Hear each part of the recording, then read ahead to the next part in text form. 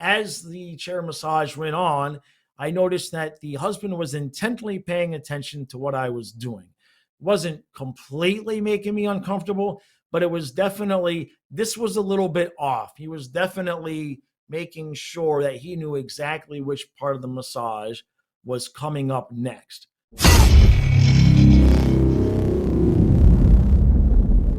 Welcome to Confessions of a Male Massage Therapist, Episode 2. This is the series where I will take you through my entire massage career, story by story, from the time I got out of massage school to the time where I ended up being a massage therapist exclusively for women, and all the stories in between. Now, if you're interested in this, and this is the first one you're seeing, I would highly recommend beginning at episode 1. I've made a playlist specifically for that because the stories are in chronological order. So, story number 2 comes not too long after I got out of school, maybe 2-3 months at most. And I had ended up working for a lady who actually owned 2 spas. And the second spa was at a resort on the beach. And it's actually a 2-part story. My brother at the time was working for a roofing company, and his job was to bring the roof tiles, up into the roof. And I text him on a Saturday, just purposefully. And I'd say, "Hey, brother, what you doing?" And he'd say, I'm delivering 2,000 square feet of roof tile, and I've got to carry it up. I'm putting 2,000 square feet of roof tile up on a roof today." And my response would be, that's tough, man. I'm massaging girls in bikinis while watching girls in bikinis. And he didn't take too kindly to that. So it was not a difficult part to the job. You go out to the pool, you put up your chair, you get paid, right? You're doing chair massage. And then occasionally one of the clients would want a full body massage back at the spa. So this one particular day, I'm doing my thing, and it's Florida, it's hot. I'm out there. I got the black polo shirt on. I got a full head of hair with a ponytail. I'm roasting, and everybody else is enjoying the pool. And I had a pretty steady stream of clients, and there was this one particular couple who was almost just sitting right in front of me. In their late 30s, early 40s, something like that, my age at the time. And they were just keeping an eye on me. And, at one point, I had a little bit of a break in the action, and the husband comes up and says, "I like to pay for a chair massage for my wife." So good to go. All right. So he was watching, my technique and the things that I had been doing. So it wasn't all that abnormal. But as the chair massage went on, I noticed that the husband was intently paying attention to what I was doing.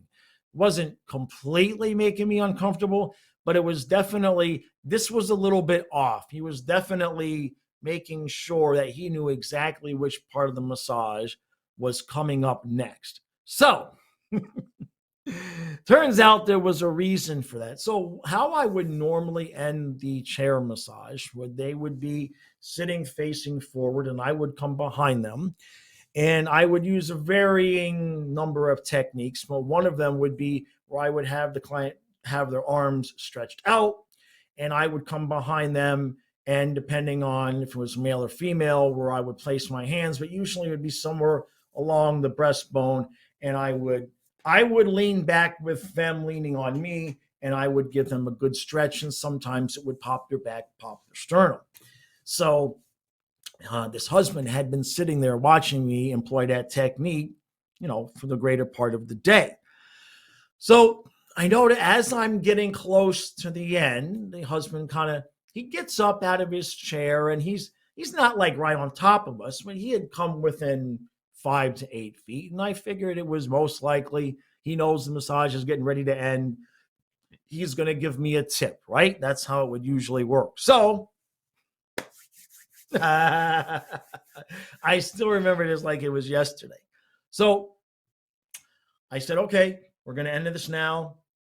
We're going to do this stretch, right?"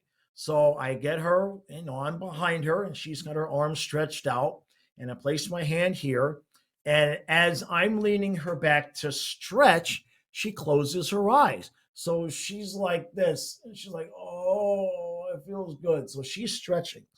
Well, while she's sitting there, leaned back with her eyes closed and her mouth open, her husband takes a couple of quick steps and starts kissing her. Now, this was not some kind of sexual perversion. The idea was he wanted to kiss her to trick her into thinking that I was somehow doing it and being inappropriate because she's got her eyes closed. So she's like this, oh, like that. Oh, this feels good. He, boom, immediately starts to kiss her. And as soon as his mouth touched her, she wheels around, eyes bugged out, and she goes to clock me because she thinks I'm the one giving her a kiss. And in the same motion, the husband's like, no, no, no. And he grabs a hold of her. He's like, it's me. It was me. It was me. And I'm just like, I was this close to getting clocked. And of course, there's other people that are watching and they're just stunned at the stupidity of this guy and what he did. And he just thought it was the funniest thing ever. Well, she was not happy with him. She starts yelling and screaming at him, cursing at him. Just in front of everybody. She had some pretty tasty language coming out. Meanwhile, I'm just standing there, and it's like I said, it's Florida. I got the full head of hair, the ponytail, I got the whole jersey on. I'm just like soaked in sweat now. Like, this is the craziest thing I've ever seen. This is like I said, I've only been out of school for like 3 months. And so to finish the story up, what ended up happening was he felt so bad that he had done that he went back to his room, and he came back and he tipped me $100. He gave me a fresh, clean $100 bill. He apologized to me. But it was interesting because as crazy of an experience as that was, what ended up coming from that was I had a long stream of clients after that because there were people that felt bad for me that I had gone through that. And I ended up with numerous, I think 2 or 3 regular massages that day, back at the spa, because they were impressed with how professional I had handled the situation, because I didn't get into his face or anything like that. I didn't start yelling and screaming. She was the one yelling and screaming. But I can still just remember, it never crossed my mind, the idea that this guy would do that. And I don't know what his plan was if she hadn't closed her eyes. And maybe he just thought about it in that instant. But she's just sitting there like this. Oh, it feels good. And she could barely get the words out of her mouth. And he was just full on mouth kissing her. And just in one motion, she just turns and she had already started swinging, and she would have missed because I had backed up. But he grabbed her in a bear hug. No, it was me. It was me. And I think in that moment, you could kind of feel that he realized, oh, that was kind of stupid. That was stupid, because he could have gotten me punched, and that could have been a whole thing. So yeah, if you ever get if you're a massage therapist and you ever get that request where the man wants to watch the woman get the massage, it's a little fluky, funky, whatever you want to call it, but it's not always for the reason that you might think. It doesn't guarantee that it's some kind of sexual thing. He planned it out in his head, and it's kind of proof that sometimes those guys, we can plan things out, but we ain't all that bright about it sometimes. So that does it for episode 2. Hit that subscribe button so you get every Friday. I'm going to put out a new episode, and I've probably got 100 stories. I'm sure that I've got 100 stories. I'm not going to give away anybody's identity, and there won't be anything that gets to X-rated, but there's likely to be some R-rated stories. Let me tell you something.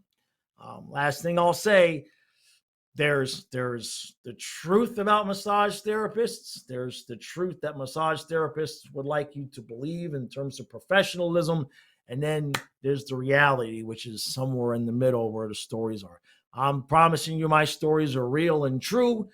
Some of them are not so believable, so that'll be tested later on, but I got no reason to lie about it. So, all right, I'll see y'all next Friday.